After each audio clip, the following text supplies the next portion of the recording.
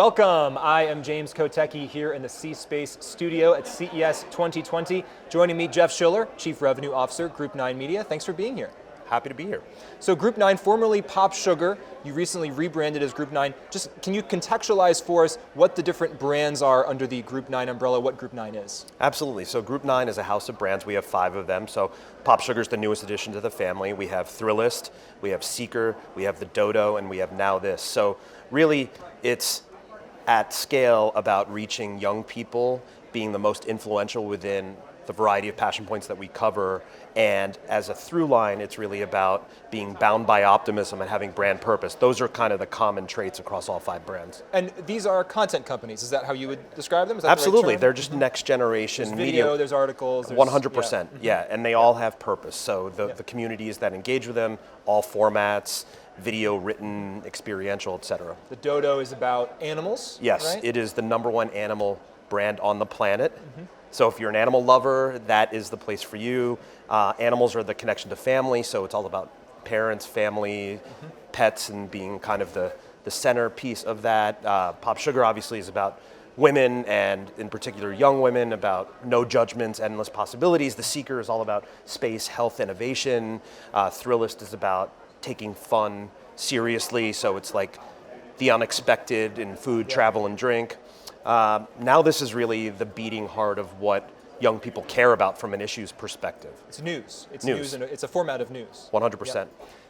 So that's a lot of different brands. I like the idea that they're kind of all tied together by some common traits, but does your data tell you anything interesting that the C-Space audience, the CES audience would care about how people are consuming this content?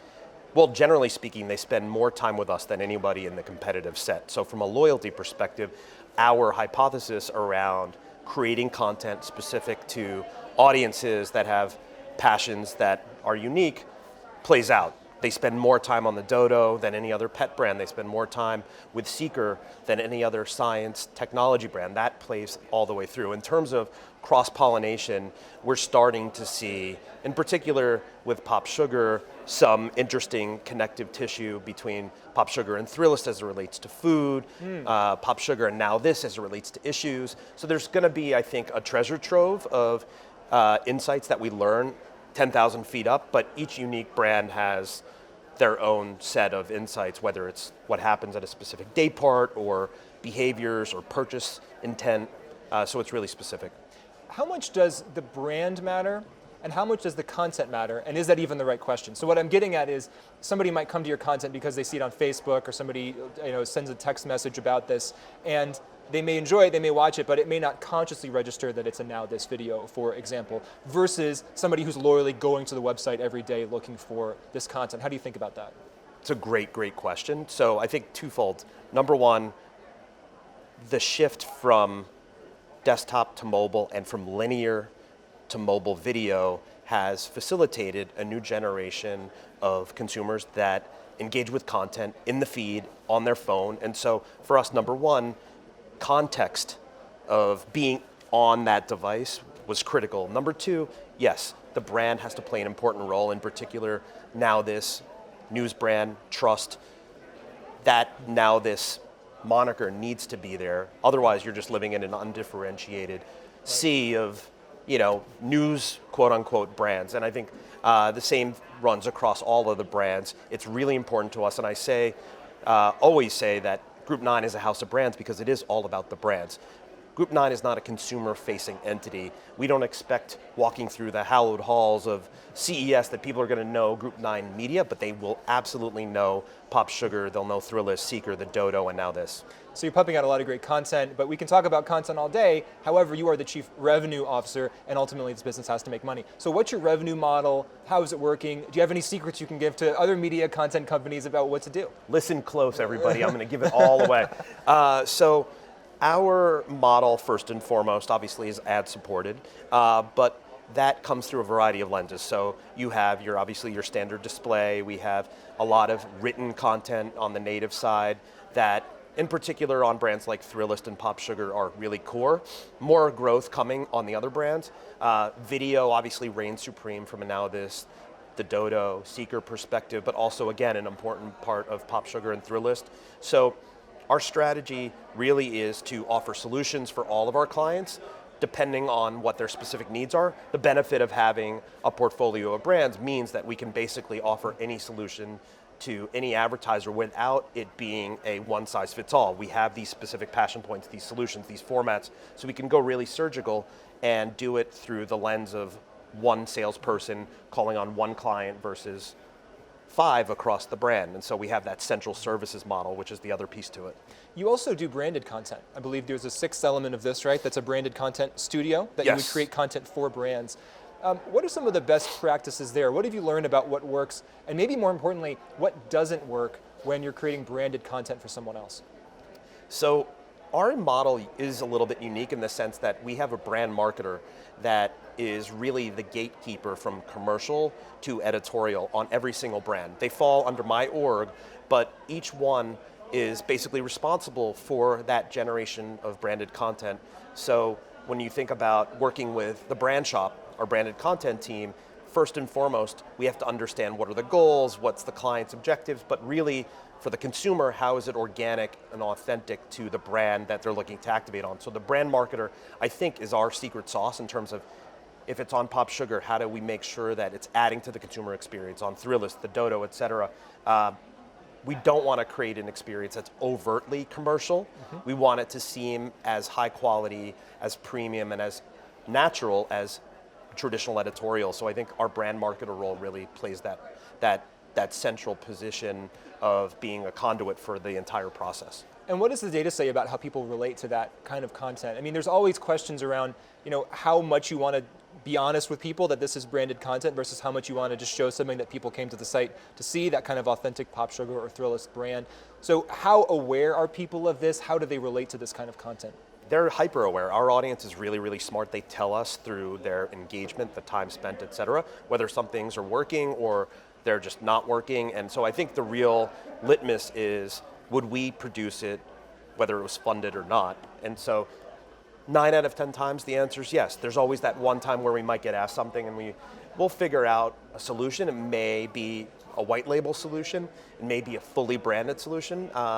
But it's also still going to be leveraging our insights so we make it perform. But I think generally speaking, it has to be really, again, about adding value to the consumer. And if you do that, then they'll speak through their engagement. And that's what we aim to do with every piece of content we create.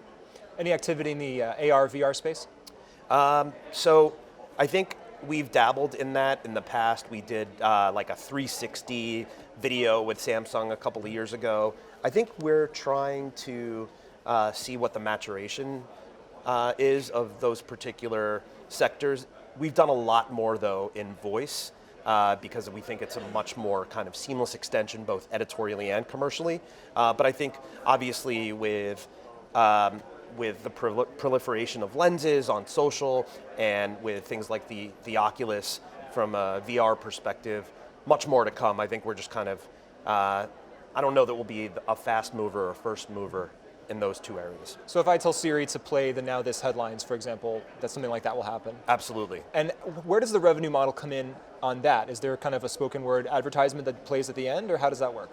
No, I think it's really specific to the platform because every platform has their own rules. But I think generally right now it's about building the audience. So we want, if you're waking up in the morning and you're asking Alexa for the weather, the next particular request might be what's the news, and Now This should be there. Or if I want to have a workout and I want it to be either voice guided or video based, I can say I want to take Pop Sugar fitness skill and have that happen. And so I think, over the next 5 years, voice assistants, smart homes, all of that stuff is really going to change the way we live our lives, and we want to be at the forefront. I think every time there's a technological breakthrough, new brands, new media brands really come to the forefront. Would you advise somebody to create a media brand today from scratch? I love media. I think I'm a voracious content consumer. I'm the wrong person to ask because I would say 100% yes. Yeah. I think that there is an audience for every piece of content that, is currently being created, and then the content that has yet to be created. And so I think it's more about, is there a purpose for what you're doing, or is it fully commoditized? Like, so when you think about SEO and Google and like, how do I do this? Yes, people should be creating that. I wouldn't build a media brand around it. Maybe that's something that Google does on their own, but I think that's part of the challenge is there's like, you know, the differentiation in terms of traffic sources kind of leads people away from my brand purpose. And again, if your brand purpose is fully utility, then there's a world for that. But I think I'm more excited about creating purpose that is emotionally driven, that is engaging, that actually makes an impact on people's lives. Final question, 15-second lightning round. What is something everyone here at C-Space and CES should know about Generation Z, which is of course one of the audiences that you're targeting with your content? So really, really interesting. They are rediscovering science. Seeker, which is our science and technology brand on TikTok, is blowing up. Everything that we're putting on there is going viral. And generally speaking, the audience is super young. So within the entire space, so you have Wired, Pop Mechanics, Pop Sci, that whole space, we have the youngest demo, we have the most engagement within Gen Z, and again, that litmus of TikTok being the proxy for Gen Z, super interesting that they're rediscovering science. So if I want to be cool and young, I should get into science. 1,000%. Geoff Schiller is the Chief Revenue Officer at Group 9 Media. Thank you for joining us here. Absolutely. In the C-Space studio. Thank here you. at CES 2020, I'm James Kotecki. Keep it right here for more great interview content.